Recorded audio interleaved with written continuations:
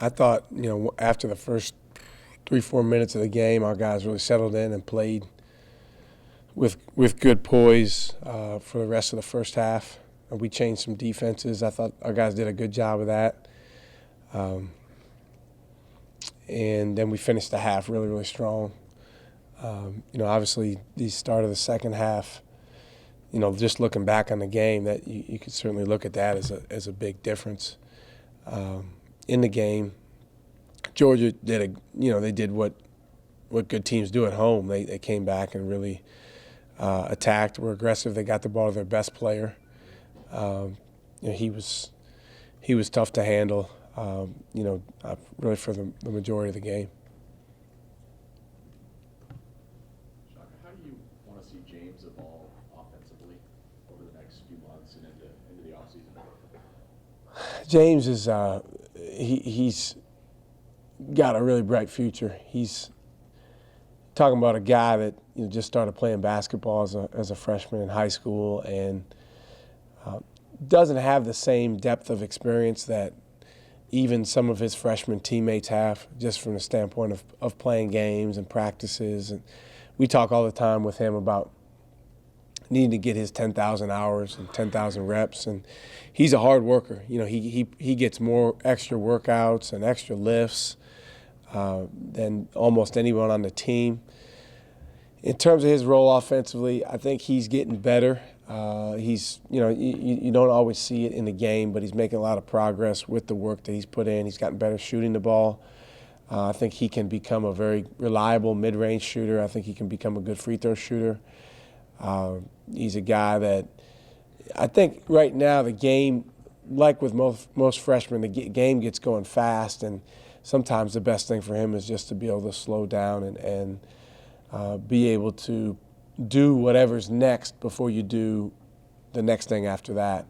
But I was really enthused by the way that he approached the game on Saturday. He had a lot of family and friends there, being from Atlanta, and for him to be able to play a career high in minutes, I thought was really big. And he had a big and one for us, 3-point play in the second half, and then with Shaq fouling out, that was new for James, being in the game down the stretch in a close game. How much do on the outside of practice and other things, how much do he and Jarrett work together on some of that stuff? A lot of film work together. We do stuff with the bigs, outside of practice, where we're showing those guys film of maybe the opponent that we're playing against, or times where our bigs got double teamed, or times where they were in certain situations. But in terms of on the court, more individual stuff with James. He also does a lot of stuff with Dylan because Dylan gets a lot of extra workouts in, being a guy that's sitting out. And James, just as someone who wants to do extra, is constantly in there working with him. I think we take for granted the kids. We just think they're from Texas and all that. But I know Eric got a big charge from his family being at Michigan. Yep. I know James I know he was pumped Saturday. Do these guys need that sometimes? Well, play a home game, so to speak. It was, to be honest, it was bigger for James's mom and his family even than it was for him. But it was important for him. I think obviously some of our guys are relatively close to home, so they get to play in front of friends and family on a regular basis. But for guys that are further away, it means a lot. And this was a game that was scheduled for us. We didn't have, the league decides who you play, or ESPN decides who you play. So it was just fortuitous for us and for James to be able to play this game close to home. Are you starting to see from Andrew more of that I want the ball? Yes. Straight situations. Yeah. More of that killer instinct? Andrew's he's really made strides and made a lot of progress in the last 3 weeks. We've been spending a lot of time watching tape together. We watch all his pick and rolls, the reads that he makes. We watch, in transition, some of the things that he's been doing. He's also been able to create some offense with defense. And these are all things that we saw him do with regularity in high school and AAU. Obviously, when a guy gets to college, there's an adjustment period, there's a transition. But he's just playing with such a clear mind, and his aggressiveness and confidence have really ramped up, really, again, over the last 3 weeks or so. So we only want that to continue to grow. You mentioned that, I think, during Christmas break, you wanted Cooley to become Andrew's, I think, 24-hour fitness. Yeah. Has it become that? Has he settled in now? He gets a lot of extra work in. Andrew's a worker. I mean, that's one thing that we learned about him during the recruiting process. He would have practice with his high school team, and then, we may give him a call at 9 o'clock at night or 10 o'clock at night, and he'd be over there working on his game. So the thing with freshmen is they get hit with it being a lot. It's a lot. It's a lot in terms of the school, the adjustment, the off the court part of it, and then what's thrown at them physically. But he's done a good job as he's kind of settled in, making sure he's getting extra work in. Just looking at the schedule, I mean, it looks like you guys are destined to have another string of really close games pretty much the rest of the way. I mean, that's kind of the nature of the league, but I mean, that's just what it looks like. What's maybe the one or two things you want to see from your guys that can separate them during those key stretches in the second half when it is a 3 and 4 point game? Yeah, I think, a couple things, Dustin.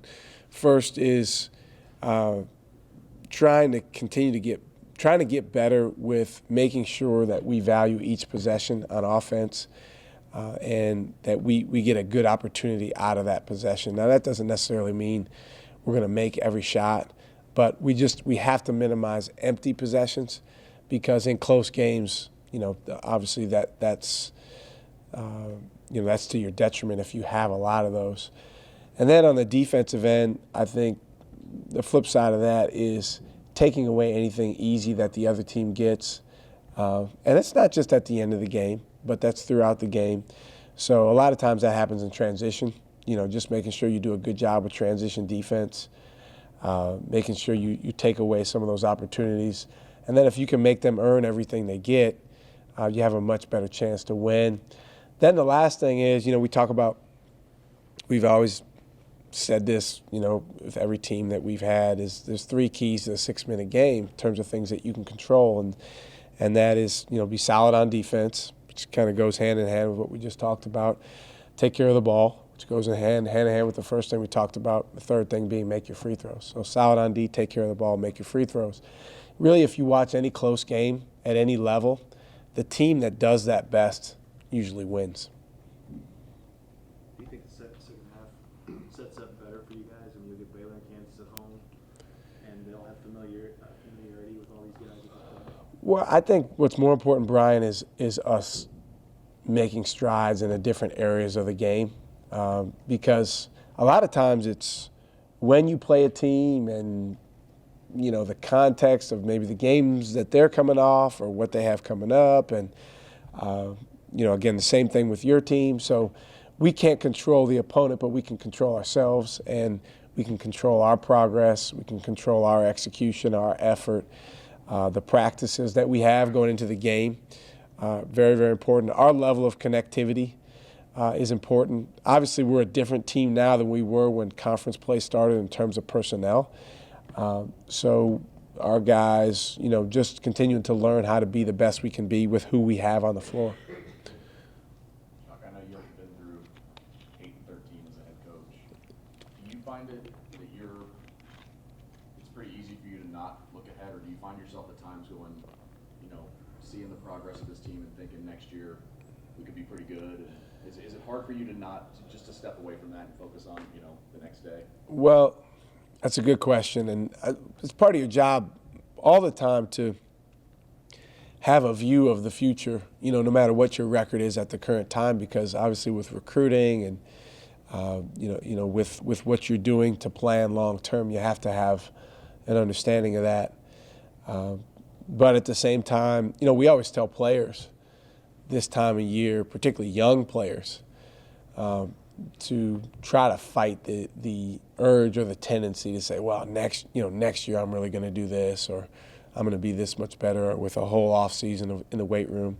And those things can all come true and can be true, but we play Texas Tech on Wednesday, so we want to focus on that. And I think I've said a couple times, some really good advice I got from my friend Ryan Holiday is focus on the very, very short term and then the very long term. So, my focus is on practice today, helping our guys get better. When I leave here, I'm going to go watch tape with Kerwin Roach and get connected with him on a few things. And we've got 2 days to prepare. Wednesday's game's a really big one for us. But certainly, we're looking at the makeup of our team next year. I think anytime you're coaching at this level, you have to have an awareness of just all the moving parts and different things that different contingencies and things like that. So you got to be thinking about that. With these guys and given that circumstance, just for this season, have they been pretty good about staying in that moment and not getting lost in perhaps what's the uphill climb that's ahead or a challenge that would be to try to make a tournament run or anything to that? Yeah, I think it depends on the player. I think some guys, it's pretty easy for them to just focus on today and what they're doing now. Other guys, may be more, may have more of a long-term view. And what I try to do is just have conversations with those guys about what they can control and what they can focus on.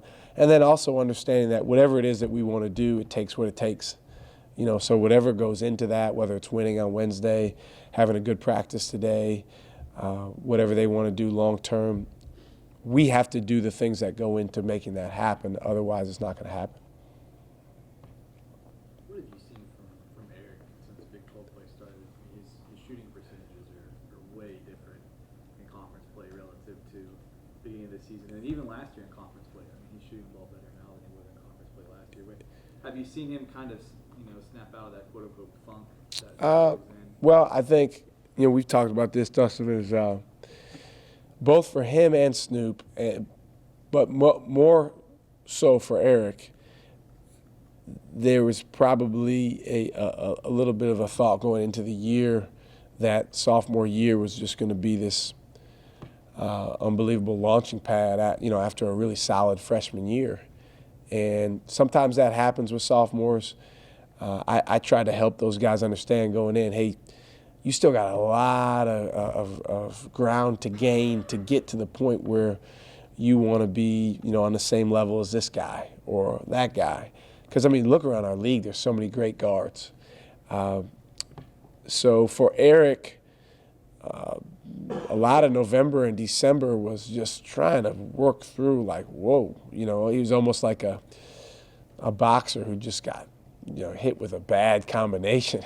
And he's just trying to regain his balance. And I do think in Big 12 play to some extent he's regained that. I don't think he all the way yet understands the only way for him to be the best player he possibly can be is for him to, on every single play, give max effort, go as hard as he possibly can, be in the best stance he possibly can be in, sprint the floor as hard as he possibly can. And that's a learning experience for any young player. But I think he's made strides with that. We've had, times in practice where we've gone round and round, and there's been times where, I've had to hit him with the hard truth. But I think he's made progress. And he's realized, particularly over these last 5 games, that the team needs him even more than ever.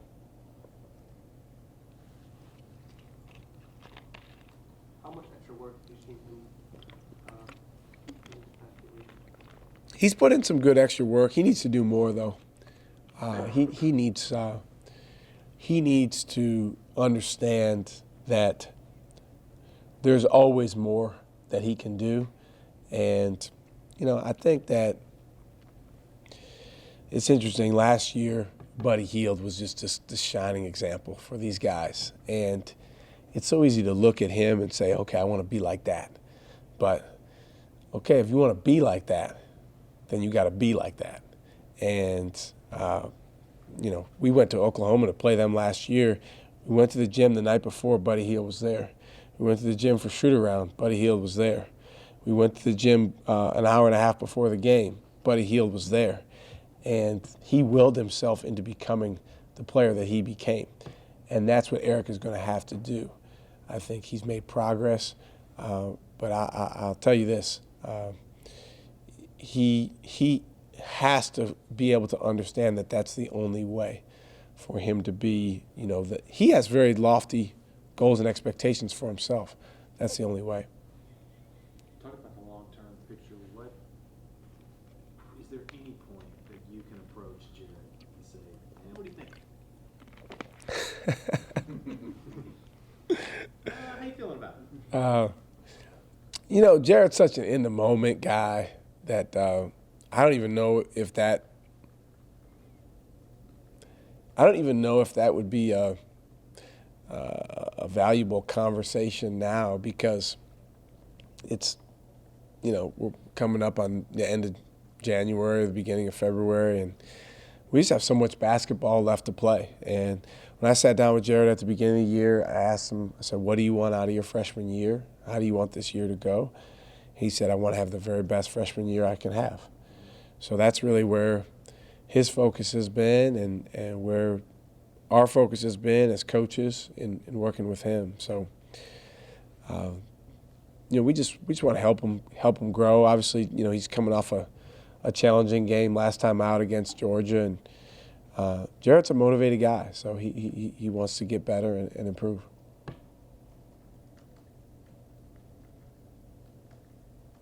But I understand why you bring that up, and Well, the reason why I ask is because you guys have a very interesting set of players coming in.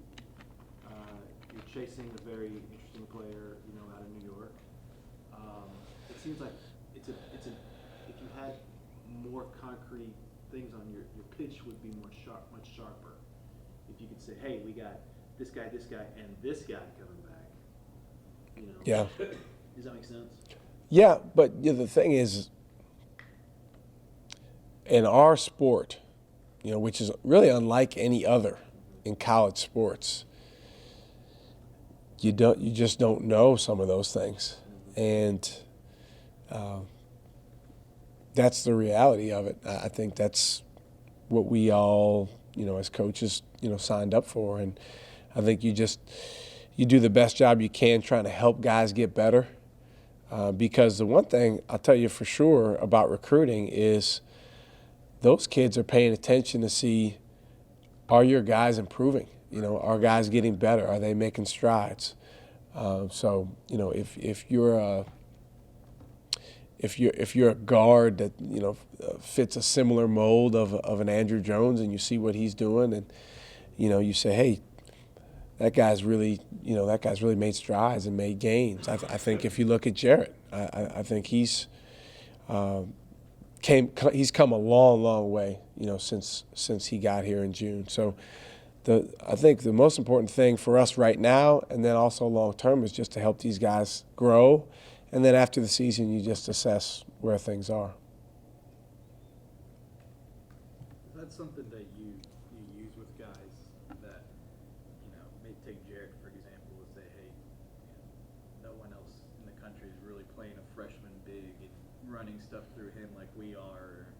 And like last year, you got 3 freshmen that are playing a bunch of minutes. Is that something you think resonates with guys that you're recruiting? And Well, the idea of the minutes and the development aspect? Well, they want to play. Yeah, guys want to play, and guys want to make a big impact right away. Because remember now that the next group of guys, they want to make a splash right away as well. Because let's be honest, the culture of our sport, and I think it's driven largely by a handful of elite programs, is the best players are there for 1 year. And not all of them. Some stick around a little bit longer, but a lot of them are. So even guys that aren't necessarily in that, top of the elite group, they want to be. And so it's a little bit of a balance in terms of helping guys understand, hey, you got a great opportunity. You can come in here and play major minutes early, and it's going to be quite an adjustment. When you come to play at this level, the physicality, the speed of the game, the athleticism, even for the really, really good guys, it's going to be a major adjustment. But I do think the one thing that we've shown this year, last year, if you look at our teams at VCU, is we're not afraid to give freshmen an opportunity and also allow them to play through some mistakes so that they can grow over the course of the year. 2 3 last ones. Shaka, Tech's had some big wins this year. They've also had some bad losses. What's one thing they do well when they're being successful? Well, I think they have really good versatility as a team, and one of the things when those guys are playing well is they have different guys coming at you in different ways. For instance, they've got bigs that can step out on the perimeter and hurt you from the perimeter. They've got some bigger perimeter players that can go around the basket and do things there. So when they have that really good synergy, together as a team, they've been terrific. I think they've had a really good season so far. They have an older team, so they play with good poise, and I think Coach Beard has done a good job coming in there, getting to know their older guys and getting them to buy into what he wants them to do. Wednesday, a question we've asked a lot throughout the year. Is another chance to get some momentum going? I know you're taking it one day and we'll practice. Yeah. It always is. Yeah, I think it always is a chance to get some momentum going because, when you're in a competitive league like we are, where every game is going to be really, really challenging, the flip side of that is, if you can play well and find a way to win, then it's something that you can feel good about and build on. And then you try to go 1-0 the next time. Last one. I know you don't look too far ahead, but basically got a month left of the regular season. What's the one thing that has to happen for you to be able, 10 games from now, and say, okay, I feel good about where we are right now? Well, I think the obvious thing, Dustin, would be two things. One, as a team, we have to continue to, because I think we have made strides, but continue to play more for each other and help each other more on the floor, be the best we can be. And then the second thing would be probably more specific, is in those last 5-6 minutes of the game, when we're in close games, we've got to do the three things I talked about in answering Brian's question a little bit better. Solid on D, take care of the ball, make our free throws. And if we can make strides in those areas, that late game stuff, and then also playing for each other and understanding, we all have this in common, and this is what we're playing for, then, I would feel like, hey, we've made some real strides. The calendar is about to turn February. It has to be asked. Is the NCAA realistic at this point? I'm just focusing on Wednesday. I think, the way that college basketball works, it's always realistic because of conference tournaments. I think for us, we have to do less worrying about that and more focusing on the last question, the answer to that. But I'll tell you this, if we're able to do that stuff, then it's a lot more realistic.